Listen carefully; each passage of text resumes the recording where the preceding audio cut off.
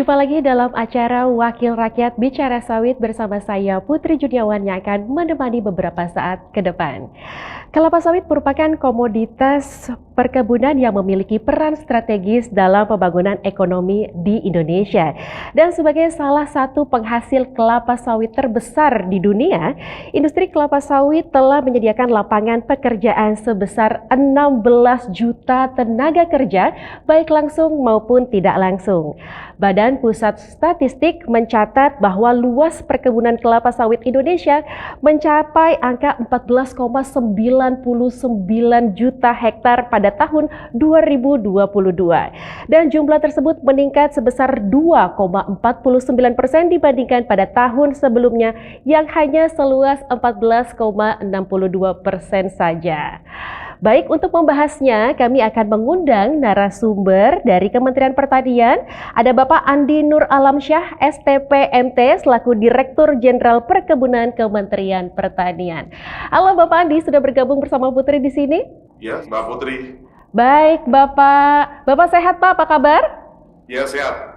Baik, langsung saja Bapak untuk pertanyaan pertama, Pak. SDM Perkebunan Kelapa Sawit menjadi program yang penting dalam mewujudkan industri sawit yang berkelanjutan. Sebenarnya apa saja sih, Pak, upaya yang sudah dilakukan oleh pemerintah? Ya, yang pertama kita sama tahu bahwa sawit ini potensinya luar biasa untuk perekonomian nasional kita. Pemerintah sudah melakukan penguatan tata kelola perkebunan kelapa sawit rakyat yang kita sebut sawit satu. Dari hulu hilirnya kita dari seluruh tahapannya kita kerjakan, kita identifikasi dan kita selesaikan, sehingga tadi program sawit satu itu mulai dari PSR, Permajaan Sawit Rakyat, terus ada Sarpras, ISPO, itu membutuhkan SDM yang handal sehingga sawit ini bisa berkelanjutan. Sehingga tadi merupakan sebuah siklus yang suka atau tidak suka, sawit kita yang secara nasional besar itu akan mengalami itu dan membutuhkan SDM yang mampu mengelola dari tiap tahapan tadi. Bagaimana menyiapkan permajaannya, menyiapkan ISPO-nya, menyiapkan sarana prasarananya, seperti itu Bapak Ibu sekalian. Baik Bapak, peningkatan SDM kelapa sawit juga penting dalam kerangka meningkatkan produktivitas perkebunan kelapa sawit. Dan bagaimana sih Pak cara pemerintah untuk menjangkau SDM petani yang swadaya ini Pak? Pemerintah melalui dana yang dikelola oleh Badan Pengelola Kelapa Sawit, BPDPKS, kita mendorong sebagai regulator yang diberikan wewenang untuk menilai, itu ada beberapa program yang kita lakukan untuk peningkatan SDM, baik yang formal maupun yang formal. Ada yang melalui pelatihan-pelatihan. Nah, dari tahun 2021 sampai 2023 ini udah ada 10.642 SDM petani sawit kita yang sudah kita beri pelatihan, baik mulai dari budidaya, gitu ya, sampai ke hilirnya. Bagaimana penyiapan mulai dari benih sampai kepada sektor hilirnya. Dan ini terus berkembang dan dana yang dikelola dari dana BPDPKS itu bisa dijangkau oleh para pekebun kita, baik yang melalui PSR maupun para pekebun yang belum melaksanakan permajaan sawit rakyat. Nah, ini capaian kegiatan pelatihan petani kita sampai tahun 2023 yang melalui Rekontek tahun 2022 telah dilaksanakan sebanyak 3.241 orang.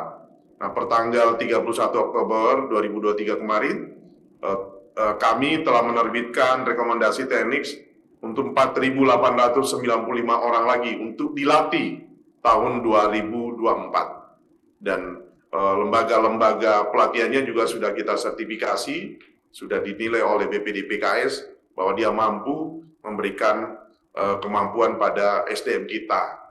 Nah, dari jenis pelatihan kita itu ada budidaya, panen, ya, ISPO, informasi pasar, pengelolaan sarpas, Terus teknik pemetaan ini untuk memudahkan kita melakukan seluruh rangkaian tadi, dari mulai PSR, permajaan sawit rakyat, sampai di ujung dia panen. Ada proses ISPO, sarana prasarana, terus kita ada pelatihan manajerial, itu penumbuhan kebersamaan pekebun, penguatan kelembagaan, pengembangan kelembagaan dan usaha, kepemimpinan dan komunikasi. Terus kita ada pelatihan kewirausahaan, ini pelatihan manajemen dan administrasi keuangan. Terus ada berbagai pelatihan lainnya yang kalau dibutuhkan oleh para pekebun kita dorong untuk didanai oleh BPDPKS. Baik, Pak Andi, untuk melaksanakan program tersebut tentunya Indonesia perlu mempersiapkan sumber daya manusia nih Pak. Kira-kira menurut Bapak sendiri apa saja sih Pak langkahnya Pak? Tentu dari tadi yang aspek yang langsung ke para pekebun yang sudah tidak bisa menjangkau pendidikan formal, tentu kita juga ada berbagai pengembangan SDM yang kita lakukan. Nah, untuk ada yang fokusnya pada penerima beasiswa itu bisa dari D1, D2, D3, dan D4. Serta sudah kita tingkatkan pada tingkat sarjana S1.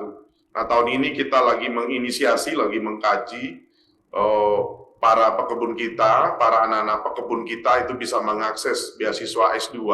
Sehingga kemampuan manajerialnya, mengelola kebunnya, dan ini dilakukan oleh gabungan kelompok tani dan kelompok tani, sehingga dia mampu berdaya pada saatnya nanti tidak lagi membutuhkan kehadiran negara gitu ya, karena ada batasnya kemampuan negara untuk terus memberikan biaya.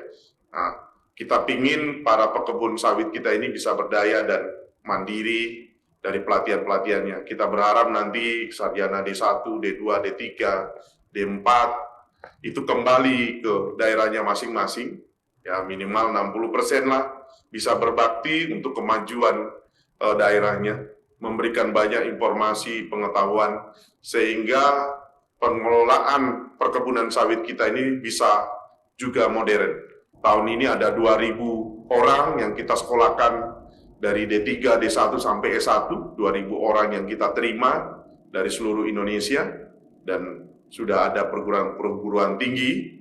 Dari tahun 2021 itu ada 660 orang, 2022 ada 1.000 orang, dan kita tingkatkan pada tahun 2023 menjadi 2.000. Dan insya Allah tahun depan bisa meningkat ke angka 3.000 sampai 4.000 mahasiswa yang bisa kita danai oleh dana BPDPKS.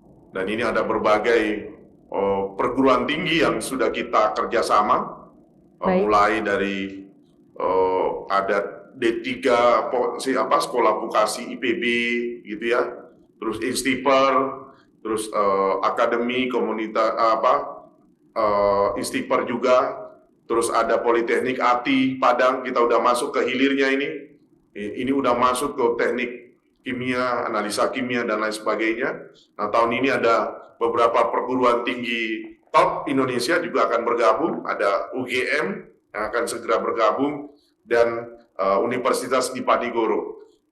Untuk wilayah timur kami lagi menginisiasi Unhas dan Universitas Cendrawasih agar juga bisa menerima mahasiswa-mahasiswa yang kita terima melalui pendanaan dana kelapa sawit. Mudah-mudahan baik, terima kasih Pak Andi untuk waktunya dan telah bergabung bersama kami. Terima kasih. Andi Nur Alamsyah, STPMT Direktur Jenderal Perkebunan Kementerian Pertanian. Pemirsa, demikian acara Wakil Rakyat Bicara Sawit hari ini. Sampai jumpa di lain kesempatan.